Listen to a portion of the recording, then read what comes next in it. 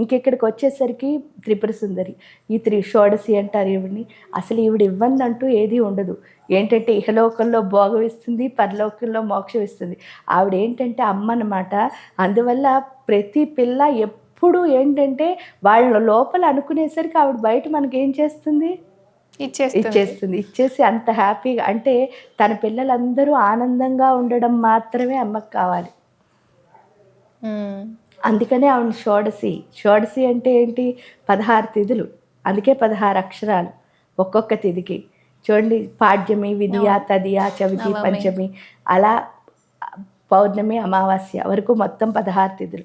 ఈ 16 తిథులకి 16 అక్షరాలతో షోడశి కింద ఉండి ఏం చేస్తుంది అంటే మనలో ఉన్న మనస్థితి అన్నదాన్ని. ఎందుకంటే 16 కళలు ఎవరివి అని మీరు ప్రశ్నించుకుంటే చంద్రుడివి. ఆ చంద్రుడు ఏంటి అంటే మన మనస్సుకి అధిపతి అవడం వల్ల మన మనస్సుని ఎప్పుడు చంచలంగా, అంటే ఆ తిథి మారుతోంది, ఇక్కడ కళ మారుతోంది, మన మనస్సు కూడా ఇష్టమైనట్టు ఫ్లక్చువేట్ అయిపోతుండే, పిచ్చి పిచ్చి ఆలోచనలన్నీ వచ్చేస్తూ ఉంటాయి.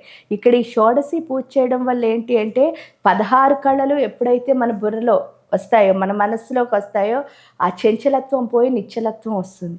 ఎప్పుడైతే ఆ స్థిరత్వం అన్నది వచ్చిందో, మనం ఏ పని చేసినా సరే ఒక ఫోకస్, అంటే మనం అందరూ చెప్తారు, వాళ్ళ మాటలన్నీ వింటాం, కానీ మన ఫోకస్ మాత్రం ఎప్పుడు ఒకదాని మీదే ఉంటుంది, అది పోదు. మనం ఏం చేస్తున్నామో మనకు క్లియర్గా క్లారిటీతో చేసే స్థితి ఈ షోడశి ఇస్తుంది. ఎప్పుడైతే ఇచ్చిందో మీరు ఏ పనైనా అంత క్లియర్గా చేస్తున్నప్పుడు మీరు సాధించలేనిది ఏది ఉండదు. అందుకని ఇహలోకంలోనూ ఆనందంగా ఉంటారు వీళ్ళు, పరలోకంలోనూ ఆనందంగా ఉంటారు. ఎందుకంటే హాయిగా మణిద్వీపంలో ఒక ప్లేస్ ఇస్తుంది, తన దగ్గర కూర్చోబెట్టుకుంటుంది. అందుకే ఈవిడ ఉపాసనలో ఉన్న గొప్పతనం ఏమిటి అంటే శిష్ట పూజిత అంటే అర్థం ఏమిటి అంటే, శిష్ట అంటే దాని అంత అర్థం చెప్తే ఇప్పుడు టైం లేట్ అవుతుంది కాబట్టి, శిష్ట అంటే అర్థం ఏమిటి అంటే ఆవిడ ఒక ప్రాజెక్ట్ చేయాలని మన భూమి మీదకి పంపించింది. అందులో ఏంటంటే మీ పీస్ మీకుంటుంది, నా పీస్ మా, అంటే అందరి మాడ్యూళ్ళు ఎవరిది వాళ్ళకు ఉంటుంది. మళ్ళీ వీళ్ళందరిది కలిపితే ఆవిడ అనుకున్న ప్రాజెక్టు కంప్లీట్ అయిపోతుంది. సో ఇక్కడికి వచ్చేసరికి ఈ షోడశి ఏం చేస్తుందంటే, నా ప్రాజెక్టుని నేను ఖచ్చితంగా చేసి మళ్ళీ మీతో కలవాలి కదా. అవును, అంటే అందుకే ఇది ఏమంటారంటే కోఆపరేటివ్ వరల్డ్ అంటారు. మన తెలుగులో చెప్పాలంటే కలివిడి అంటే అర్థం ఏమిటి అంటే, నా పని నేను చేస్తాను, మీ పని మీరు చేస్తారు. ఎట్ ది సేమ్ టైం ఏమవుతుంది అంటే, నాకు అవసరమైనప్పుడు మీరు హెల్ప్ చేస్తారు, మీకు అవసరమైనప్పుడు పనులు ఇచ్చిపుచ్చుకోవడం, అది ఏదైతే ఉందో అది చేసుకుంటూ, అంటే ఇక్కడ ఈగోలు అవేమి ఉండవు. శ్రీ విద్యా ఉపాసనలో చక్కగా ఆవిడ ఏం చేస్తుంది అంటే, మన పని మనం చేస్తూనే, మనం ఎంత గొప్పగా ఉన్నాము ఎంత తక్కువగా ఉన్నాము అని కాకుండా అందరం సమానంగా, మళ్ళీ నాకు అవసరమైనప్పుడు మీ ద్వారా మీకు అవసరమైనప్పుడు అంత ప్రేమగా ఉండేటట్టు ఎందుకంటే అమ్మ అవడం వల్ల మనలో కూడా ఆ ప్రేమతత్వాన్ని నింపుతుంది. కాబట్టి ఈవిడ ఉపాసన అన్నది చాలా ముఖ్యము, ఆనందం కూడా. ఎందుకంటే ఎప్పుడు కలిసి ఉండడమే కదా, కలిసి పనిచేయడమే కదా కావాలి. ఆ కలిసి పనిచేసే స్థితిని అమ్మిస్తుంది, అసలు అహంకారం లేకుండా. సూపర్. మనం పని చేయాలి, ఇతరులతో మనం పని చేయించుకోవాలి, మనం కూడా వాళ్ళకి పని చేయాలి, అది నేర్పిస్తుంది. ఇంకా ఇక్కడికి వచ్చేసరికి షోడశి అయిన తర్వాత బగళాముఖి. ఈ బగళాముఖి దేవి ఏంటి అంటే, మనం చాలా, అంటే ప్రతి ఒక్కళ్ళు ఇప్పుడు చిన్నపిల్లలు అయితే మరీను ఏమిటి అంటే వాళ్ళకి టేస్ట్లని ఉంటాయి.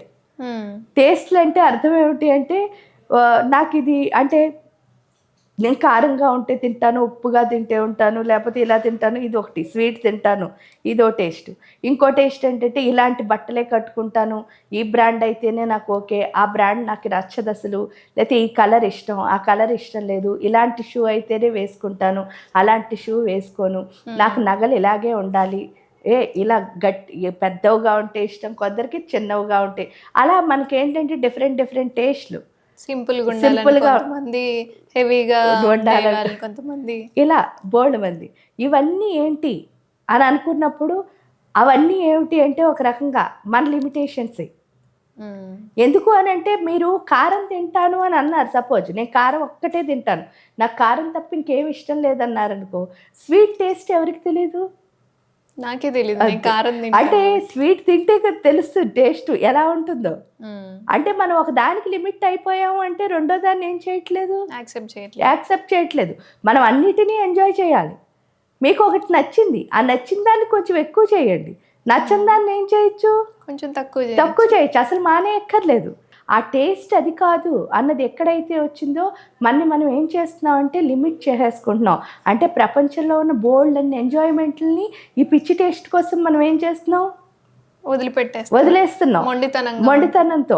దానివల్ల ఏంటి అంటే మనం ఒక టైప్లో తయారైపోతాం. ఎలా అంటే నేను ఇలాగే ఉంటాను, నేను ఇంతేను అని చెప్పేసి అన్నిటికీ మనం తెలియకుండానే ఏమవుతాం అంటే ఈ టేస్ట్ వల్ల దూరం అయిపోతాం.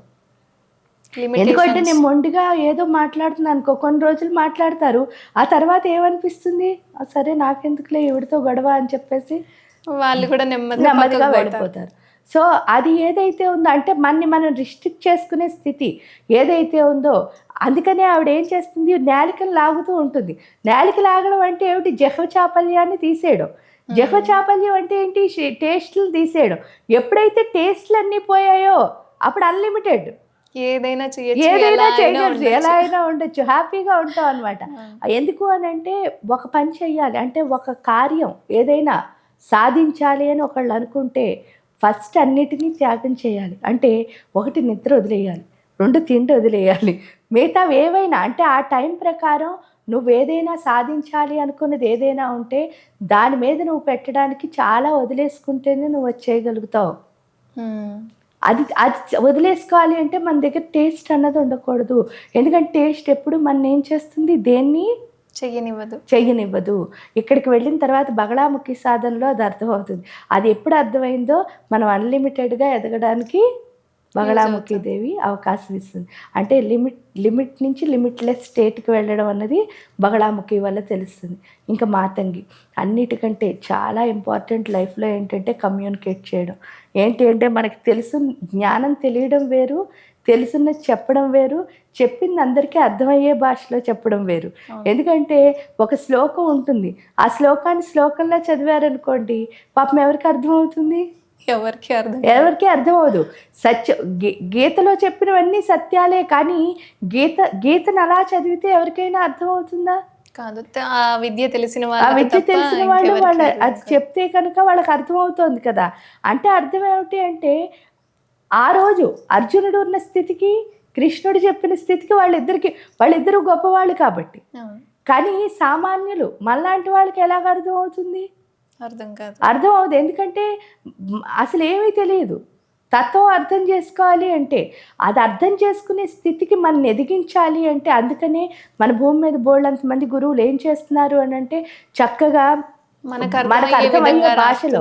అంటే ఇక్కడ మాతంగి అమ్మవారు ఏం చెప్తుంది అంటే సింపుల్గా ఆ తత్వాన్ని మనకు అర్థమయ్యే భాషలో చెప్పడం అన్నది నేర్పిస్తుంది. ఏదైనా అంతే, మీరు కాంప్లికేటెడ్గా మీరు చేసింది చెప్పారనుకోండి భయపడి పారిపోతారు.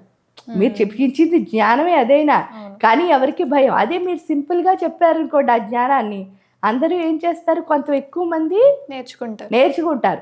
ఎందుకు నేర్చుకుంటారు అంటే దాన్ని కాంప్లికేట్ చేసి చెప్పేసావంటే అమ్మో ఇప్పుడు చూడండి, అమ్మవారి పూజ అంటే భయం అండి, అసలు అమ్మవారిని పూజించడం, అమ్మవారికి పూజ చేసిన వాళ్ళకి కోపం వస్తుంది, ఇలాంటివన్నీ చెప్పారనుకోండి అప్పుడు ఎవరైనా అమ్మవారి పూజ నేర్చుకోవాలనుకుంటారా, చేయరు.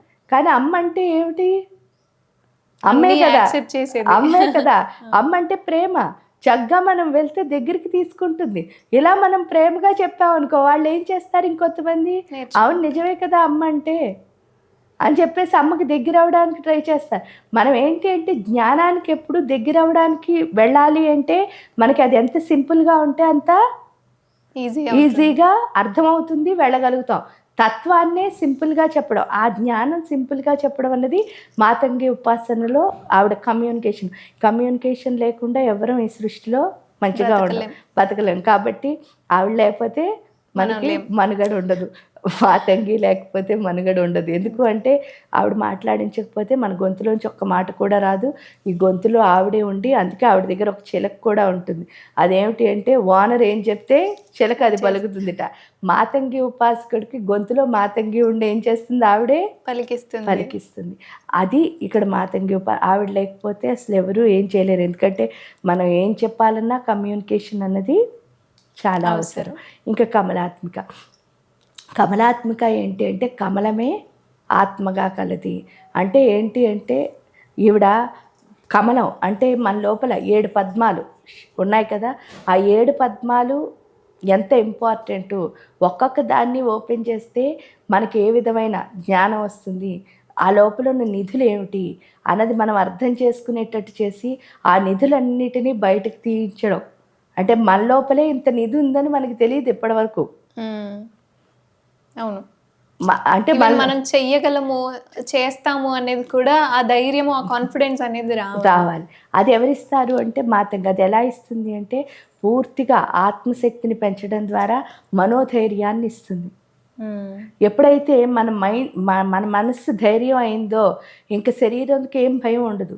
అంటే మనం దేంట్లో అయినా ఏం చేస్తాం, ముందుకు వెళ్ళిపోగలుగుతాం. అంటే ఇది చేయగలనా ఇది చేయలేనా అన్న ఆలోచన రాగానే మనం ఏమవుతున్నాం, పాడిపోతున్నాం. కానీ ఇంక రెండో ఆలోచన లేదు, అన్నీ చేయగలం అంతే. ఆ స్థితి ఎవరిస్తారు అంటే కమలాత్మిక. అది ప్రతి ఒక్కళ్ళకి కాదు కదమ్మా. ఎందుకంటే మనస్సులో ధైర్యం లేకుండా ఏ పని చేయలేం. ఆ మనోధైర్యం ఉంటేనే ఏ పని అయినా చేయగలం. ఎందువల్ల బయటకు వెళ్ళాలంటే భయం. అంటే బయటకు వెళ్ళకపోతే ఏ పని అవ్వదు. ఇప్పుడు బండి తొక్కాననుకో, ఎక్కడైనా యాక్సిడెంట్ అవుతుందేమో అంటే ఫస్ట్ బండి ఎక్కగలవా? ఎక్కలేము, వెళ్ళలేము. అదే బండి తొక్కడం మొదలు పెడితే కదా ఏమైనా అవుతుందేమో తెలుస్తుంది. అంటే డ్రైవింగ్ చేయకుండా మనకి యాక్సిడెంట్ అవుతుందని ముందే ఊహించుకుంటే ఇంట్లోనే ఉండిపోతాం. రోడ్డు మీదకి వెళ్తే మహా అయితే ఓసారి 2 సార్లు యాక్సిడెంట్ అవుతుంది. తర్వాత మనకి పర్ఫెక్ట్గా తొక్కడం వస్తుంది కదా. ఎందుకంటే ఆ భయం ఉన్నంతసేపే. చూడండి, ఫస్ట్ టైం తొక్కినప్పుడు ఏం చేస్తుంటే అస్తమానం బ్రేక్ వేసేస్తూ ఉంటాం, అదేమో ఆగిపోతూ ఉంటాం. ఇప్పుడు అదే ఒక వారమో 2 వారాలు అలవాటు అయిందనుకో ఫ్రీగా వెళ్ళిపోతూ ఉంటాం కదా. ఆ స్థితి ఎలా వస్తుంది అని అంటే ఈ 7 కమలాల్లో ఉన్న నిధుల్ని ఎప్పుడైతే బయటకు తీసిందో అప్పుడు పూర్తిగా ఆత్మశక్తి అన్నది పెరిగి ఆ మనోధైర్యంతో అన్నిటినీ సాధించగలం. మనం ఏంటంటే భయపడి మనం ఏం చేస్తున్నాము, వెనక్కి లాక్కుంటున్నాం. అదే భయపడకుండా ఉంటే మనం ముందుకు వెళ్ళొచ్చు అన్నది కమలాత్మిక నేర్పిస్తుంది. ఈ విధంగా చిన్నపిల్లలకే కాదు, పెద్ద పిల్లలకే కాదు, ప్రతి ఒక్కళ్ళ జీవితంలోనూ దశమహావిద్యలు అన్నవి ఉపయోగపడతాయి.